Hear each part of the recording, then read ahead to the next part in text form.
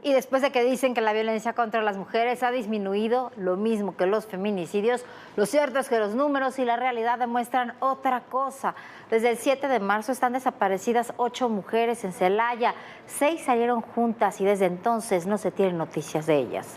Y eso es en Celaya. Otras 3 mujeres de origen estadounidense iban de Monterrey a Matamoros y desaparecieron en el municipio de China, en Nuevo León, en la carretera federal. Ahora las autoridades dicen que podrían estar entre unos cadáveres calcinados que aparecieron luego de un presunto enfrentamiento entre cárteles criminales. En México lo cierto es que se mata a 11 mujeres en promedio cada día y otras 10 desaparecen cada 24 horas. Es Sandra Martínez, de 31 años, quien fue reportada como desaparecida desde el pasado 10 de marzo. Su última ubicación fue en Celaya, Guanajuato. Amigos y familiares hacen la búsqueda a la par de las autoridades estatales, quienes además realizan trabajos para encontrar a otras 6 jóvenes. Se trata de Gabriela Barbosa Ruiz, Sandra Daniela Paredes González, Mariana Gutiérrez Guzmán, Jocelyn Daniela Zamorano Macías, Paulina Berenice Reséndiz Martínez y Rosa María Ramírez Ayala. Ellas desaparecieron el 7 de marzo. Las 6 se conocen. La última vez que fueron vistas fue cuando asistieron a la localidad de San José, Guanajuato, en el municipio de Celaya, cerca del fraccionamiento Álamo Country Club. También está el reporte de la desaparición de Catalina de la Cruz Piña Nájera, quien estaba en León, Guanajuato. A 800 kilómetros, otras 3 mujeres también fueron reportadas como desaparecidas desde el pasado 25 de febrero. Se trata de las hermanas Maritza y Mariana Pérez Ríos, de 47 y 48 años, y su amiga Dora Alicia, a quienes les perdieron el rastro en el municipio de China, Nuevo León. Las 3 vivían en Peñitas, a las afueras de McAllen, y desaparecieron en una camioneta pick-up con placas de Texas, cuando iban a Montemorelos a vender ropa en un mercado. El hermano de Dora Alicia cree que pudieron desaparecer en la comunidad de Peña Blanca, en General Bravo, justo cuando reportaron un tiroteo entre grupos criminales. Yo pienso que como había la refusilata ella, yo pienso que las tomarían como rehenes o las tomarían como sospechosas. Ellas llegaron a ese punto por equivocación, pues en lugar de ir por la carretera China General Terán, se enfilaron por la carretera China Méndez en Tamaulipas. O sea, ellas cruzaron Bravo, llegaron a China y de ahí de China agarraron la ruta equivocada y eso fue una dar casi a la boca del oso. En esa carretera, los sicarios abandonaron una camioneta con 4 personas calcinadas aún sin identificar. El hermano de Dora Alicia dijo que las autoridades no le han reportado avances de la búsqueda. Por su parte, el jefe de policía de Peñitas aseguró que está en contacto con las autoridades mexicanas para investigar la desaparición de las 3 mujeres. En medio de esta búsqueda se dio a conocer el intento de violación en Naucalpan, Estado de México. Una joven caminaba por un parque el pasado sábado 11 de noviembre, casi a las 8 de la noche, cuando un hombre la interceptó, la aventó detrás de unos arbustos e intentó someterla. Pese a que varias personas pasaron por la zona, nadie acudió a su ayuda. Sin embargo, ella logró identificar a sus agresores. ¡Y a ti también! ¡Los ubico! ¡A los 2! ¡Gracias! ¡Ubico a tus placas! ¿Me quieren hacer algo? ¿Me quieren violar? La mujer interpuso una denuncia ante la Fiscalía Mexiquense. De acuerdo con un estudio de la Dirección General de Análisis Legislativo del Instituto Belisario Domínguez, entre 2015 y 2022 se produjeron 27.137 asesinatos de mujeres y niñas en nuestro país, de las cuales 6.000 fueron clasificados como feminicidios y más de 20.000 fueron registrados como homicidios intencionales. Los crímenes fueron perpetrados contra mujeres de 18 a más años, en tanto que 8 de cada 100 se cometieron en contra de niñas y adolescentes entre 0 a 17 años. Hoy, organizaciones civiles advierten que al día 11 mujeres son asesinadas en México. Según el gobierno tampoco hay masacres, pero ayer ocurrió esta vez en la Paseo del Grande, donde fueron asesinadas 8 personas y otros 12 quedaron gravemente heridas. En Morelia, mientras tanto, fueron incendiados 2 bares de moda, de esos de moda, no los de marginales de la ciudad, por no pagar extorsiones a los criminales. Y en Playa del Carmen atacaron a balazos un bar y luego le prendieron fuego. de personas armadas irrumpió en un bar de Paseo El Grande en Guanajuato y asesinó a 10 personas. 6 hombres y 2 mujeres murieron en el lugar. Jesús Ernesto, de 16 años, y Mayra Marcela, de 23, murieron cuando recibían atención médica en un hospital. La masacre ocurrió la noche del sábado en el centro nocturno El Estadio, en la comunidad La Labor, a un costado de la carretera libre Celaya-Querétaro. Medios locales reportan que los sicarios dispararon de forma aleatoria contra clientes y empleados del lugar y después huyeron. Hasta el momento no hay personas detenidas. Es parte de los 36 asesinatos que registró Guanajuato el fin de semana. Los reportes indican que la ola de violencia está relacionada por la disputa entre el cártel Jalisco Nueva Generación y el cártel Santa Rosa de Lima. De acuerdo con datos preliminares de la Secretaría de Seguridad y Protección Ciudadana, del viernes 10 al domingo 12 de marzo se registraron en México 238 homicidios dolosos. El 46% de estos ocurrieron en 5 estados del país, un promedio de casi 80 homicidios al día. El segundo estado con más asesinatos fue el Estado de México con 22, seguido de Michoacán con 18. Entidad donde la tarde del viernes se reportaron diferentes enfrentamientos en Uruapan, Buenavista y Tepalcatepec.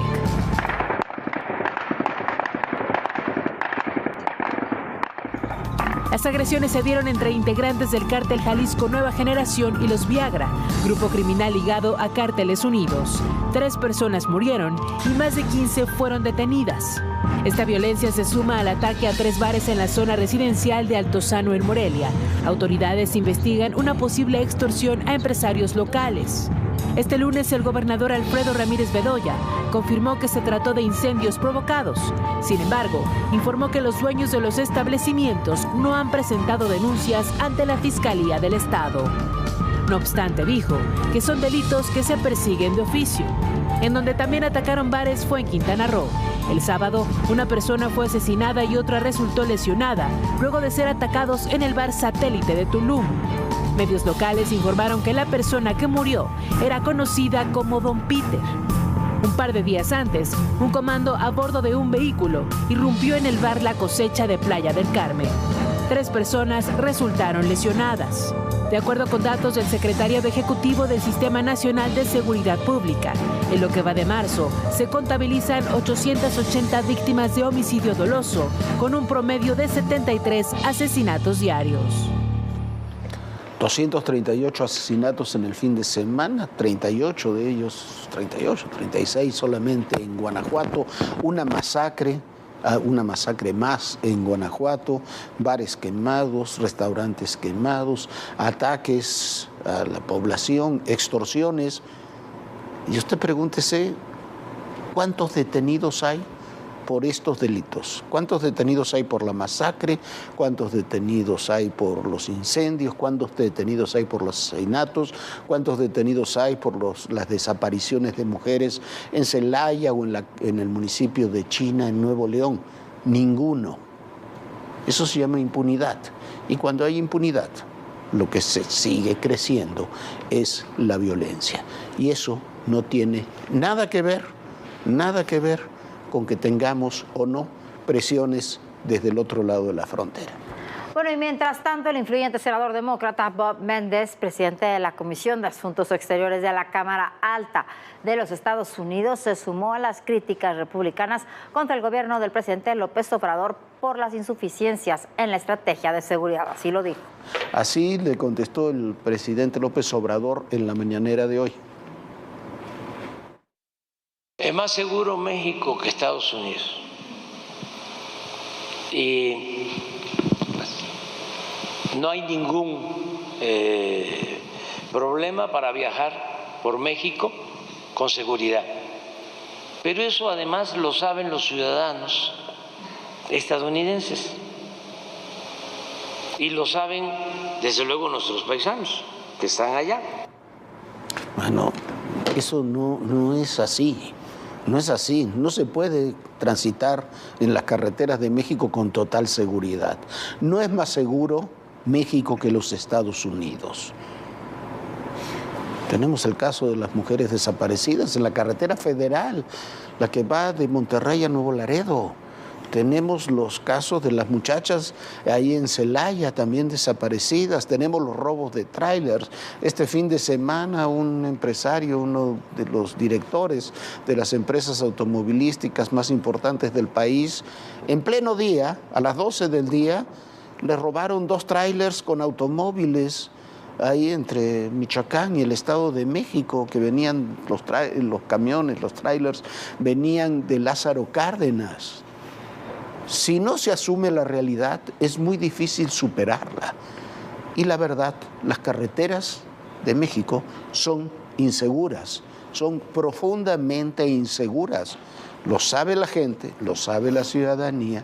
Incluso en las carreteras más transitadas es difícil hacerlo de noche. Simplemente el robo de tráiler, de camiones y de autobuses que hay en nuestras carreteras está a niveles récord. Ocurre en la noche, ocurre en el día, ocurre en autopistas, ocurre en carreteras federales. Querer tapar el sol con un dedo siempre, siempre es muy difícil. Hay que ponerle un nombre, un rostro. ¡Te vamos a encontrar! ¡Te vamos a encontrar! Y que vienen todas las demandas internacionales. Una ciudad tan complicada como es la Ciudad de México. Ya llegamos a Aguililla, esta ciudad, la entrada a la Tierra Caliente.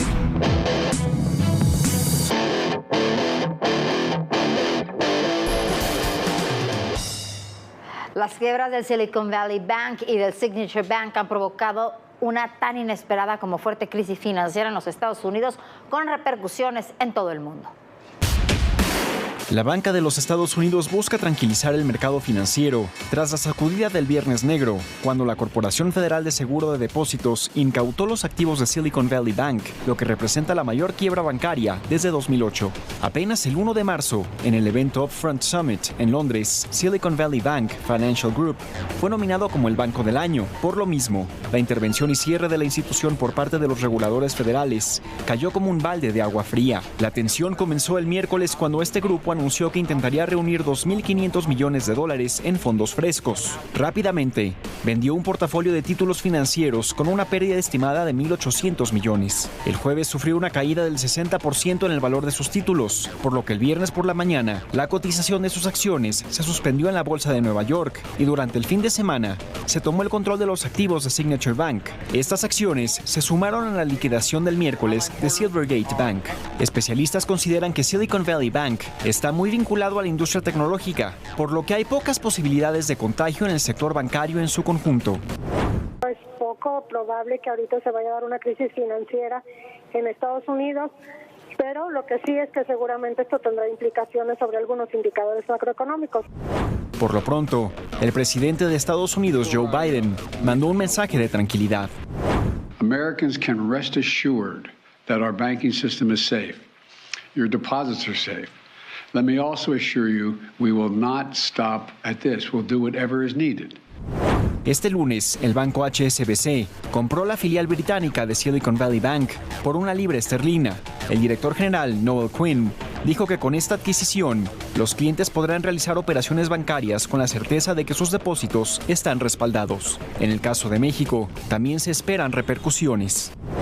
Y obviamente esto para México pues se va a traducir en una mayor volatilidad cambiaria, como lo que hemos visto desde el jueves y viernes de la semana pasada, y hoy inclusive que el tipo de cambio se subió nuevamente a los 19 pesos por dólar.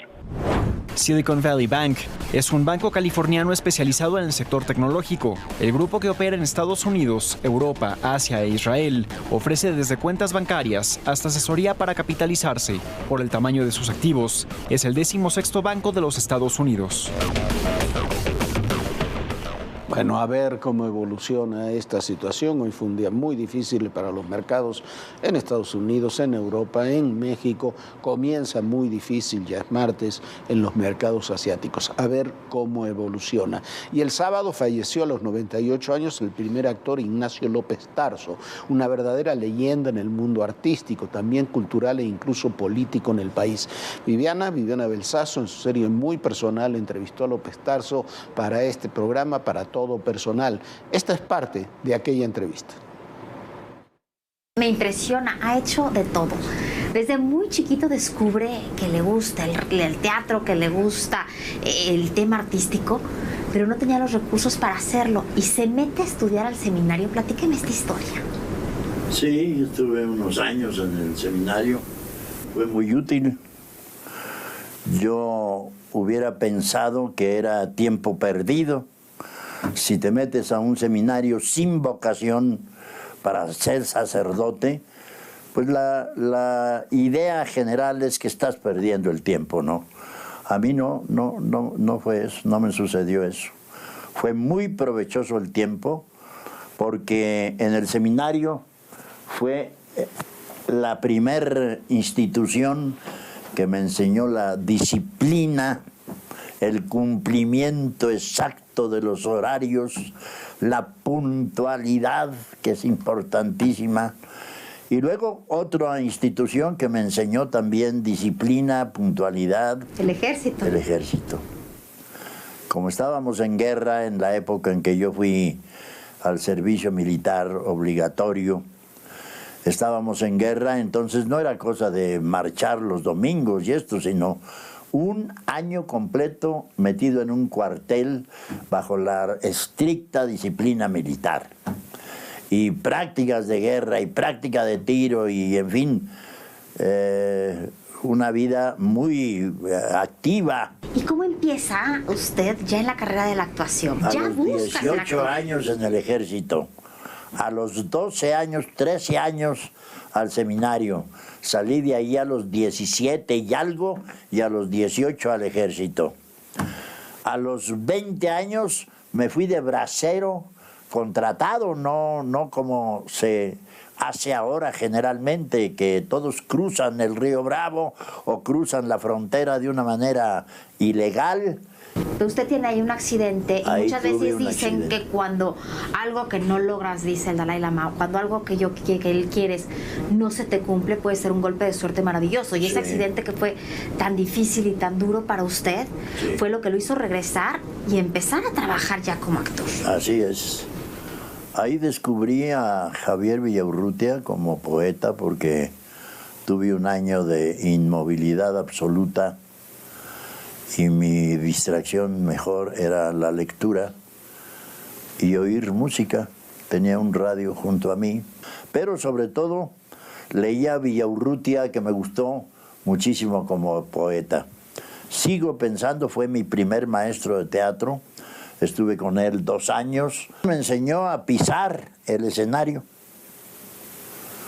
a estar cómodo en el escenario, a no tenerle miedo al escenario.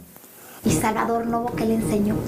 También, sí, mis maestros básicamente fueron ellos dos, Novo y Villaurrutia, pero también Gorostiza, Clementina Otero, Fernando Wagner.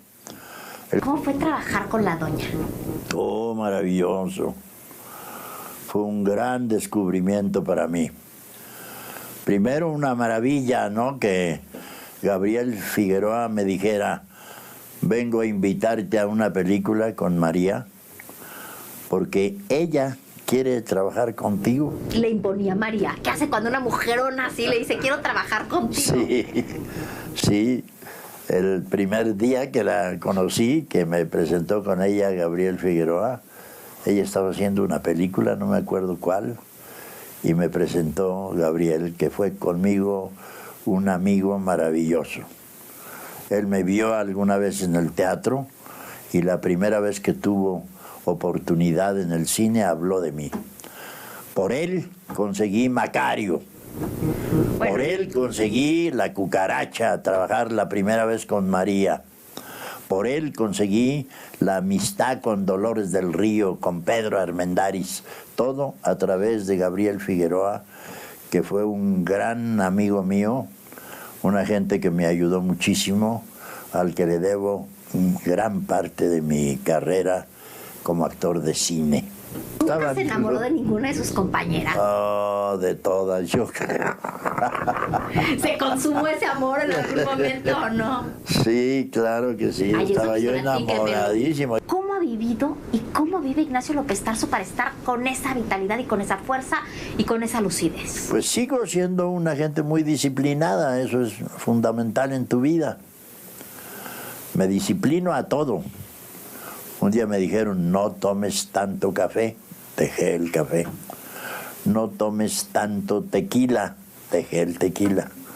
No debes fumar tanto, dejé el cigarro. ¿Sí? No hay otra manera, ¿verdad? Tengo nietos que son ejemplares. ¿A qué le tiene miedo? ¿Miedo? No, no tengo miedos. No le tengo miedo a nada. ¿El día más triste de su vida? Tampoco. ¿El más feliz? No he tenido días tristes. Mis días son muy felices en general. ¿Tiene alguno que recuerde? Mi vida es una vida feliz. Pues cuando me han dado el doctorado honoris causa en la Universidad de Guadalajara, cuando me han dado el Ariel de Oro por el cine, cuando me han dado la medalla de Bellas Artes. Nada más compléteme esta frase. Don Ignacio López Tarso es... actor. Muchísimas gracias por estar aquí. Felizmente actor. Bueno, en verdad, esta entrevista que hice en el 2015 ha sido de las más entrañables. Fue una plática mucho más larga, fue una plática de la historia del cine de oro mexicano, fue una plática, bueno, de cómo convivía don Ignacio López Tarso con sus compañeras, con Dolores del Río, con María Félix, pero también tiene una parte muy bonita porque habla mucho de la familia, habla mucho de sus hijos, habla mucho de sus nietos. Uno de sus nietos en ese momento, baterista importantísimo que había trabajado en la película de Birdman, y él muy orgulloso siempre de la familia. Pero quizás si hay algo que hay que aprenderle a don Ignacio López Tarso es esa disciplina y esas ganas de vivir, porque él decía que quería vivir a más de 100 años y por supuesto con muchísima salud.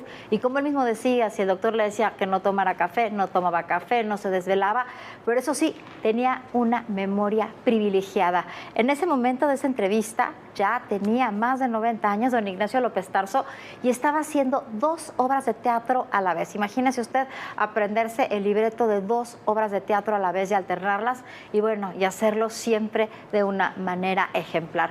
Un abrazo muy fuerte a toda la familia de don Ignacio López Tarso y bueno, que en paz descanse este grande mexicano, Jorge. Sí, un personaje extraordinario en muchos ámbitos. Puede ver la entrevista completa, ahí está el código QR en adn40.mx, todo personal, ahí están todos nuestros trabajos, ahí la entrevista completa también de López Tarso. Y llevamos 6 años, hoy cumple 6 años ADN 40. 6 años que han sido maravillosos para nosotros, fantásticos para este canal, para todos nuestros compañeros. Y nuestra primera entrevista de estos 6 años fue con el entonces secretario de la Defensa Nacional, con el general Salvador Cienfuegos. Esto fue lo que nos dijo. Hace 6 años exactamente, era entonces secretario de la Defensa Nacional. Esto que fue lo que nos dijo el general Cienfuegos en los temas de seguridad y en la relación con Estados Unidos. Escuche usted. ¿Pero qué le dicen a usted? Porque la relación del ejército mexicano con el ejército estadounidense pasa por un muy buen momento desde hace ya varios años. Yo creo que, independientemente del problema comercial y de migración, el más importante con ellos es el de seguridad. Y en este tema, en cuanto a las fuerzas militares de ambos países, efectivamente, tenemos excelentes relaciones, ha habido un gran avance, hablamos con franqueza, con confianza, con respeto, se respeta la soberanía de los países y entonces a ellos les preocupa que esta situación pudiera variar y a nosotros también. Nosotros lo que les hemos dicho es que sentimos que la sociedad en México se siente ofendida, que se siente agraviada por las declaraciones y actos que ha venido ejecutando el nuevo gobierno y que eso pues tiene que obligar al gobierno de México a tomar algunas decisiones en su momento, pero que no quisiéramos que eso interfiriera también en esta relación que hemos mantenido. La verdad es que es de primera, yo creo que ellos han aportado mucho para nosotros, pero también nosotros hemos aportado demasiado para ellos, sobre todo en estas partes de los problemas de seguridad interior, crimen organizado, narcotráfico y demás. Sí, lucha contra el terrorismo. Y hemos sido un filtro muy importante para los problemas que ellos confrontan por allá. Creo que hay algunas declaraciones o informes. Salió uno del Departamento de Estado, cuando aquí platicamos con el secretario de Estado, donde dice que del 90 al 94% de la heroína que está llegando se produce en México. Y yo creo que no está certero, no es apegado a una realidad. Creo que es tendencioso el informe y habrá que demostrarlo en su momento.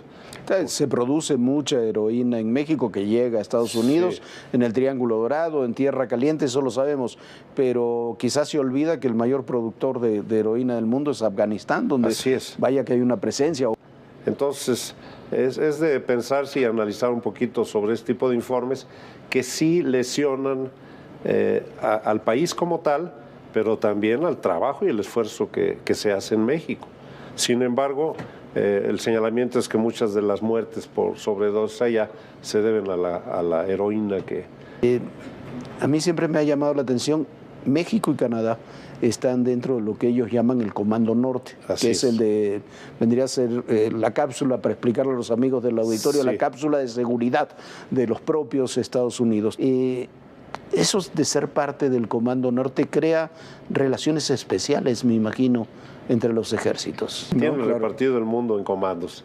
Después de los lamentables hechos terroristas de las Torres en los Estados Unidos, ellos crean este Comando Norte para buscar cómo encapsular a estos países que son sus fronteras y evitar hechos terroristas. Sin embargo, sí tenemos una relación con el Comando Norte, con el Comando Sur, que coincidentemente hacen frontera entre México y Guatemala, Comando Norte y Comando Sur. Sí. Entonces eso hace que hayamos tenido también alguna relación con ellos, sobre todo porque es precisamente en las fronteras donde el control de la delincuencia es más complicado. Entonces ellos participan mucho, el Comando Sur con todos los países de Centro y Sudamérica, y el Comando Norte coordina con nosotros algunos asuntos que se llegan a fincar ya las responsabilidades en la propia frontera. Bueno, y en marzo de 2000... Ahí están estos temas, ahí tenemos lo que decía el general Cienfuegos, lo que decía hace 6 años, y muchos de esos diagnósticos de hace 6 años son los actuales. En la demanda que hace al nuevo gobierno, cuando él está hablando del nuevo gobierno, está hablando del señor Donald Trump y del que era su fiscal, de William Barr, puede estar el secreto de mucho de lo que sucedió después. Bueno, y en marzo de 2017 dio inicio esta nueva transformación a ADN 40 con esta entrevista con el general Cienfuegos aquí en Todo Personal. Nuestro agradecimiento, por supuesto, a don Ricardo Salinas Pliego, a Benjamín Salinas y a nuestro director general Luciano Pasco por la confianza y por permitirnos trabajar de la manera que lo hemos hecho en estos 6 años. Y bueno, esperemos seguir trabajando muchísimos años más. ¿Por qué? Porque es lo que nos apasiona, informarle y llevarle la información. Y por supuesto, muchos reportajes especiales. Muchísimas gracias por habernos acompañado estos primeros 6 años. Estamos de fiesta y bueno, usted descanse, sueñe bonito y mañana tenemos, por supuesto, una cita aquí muy puntual a las 11 de la noche. Sueñe bonito. Bonita noche y felicidades. Buenas noches. Muchas gracias. Felicidades a todos los compañeros que hacen cotidianamente ADN 40. Y recuerden, el poder y en la política, todo, pero absolutamente todo, es personal. Gracias.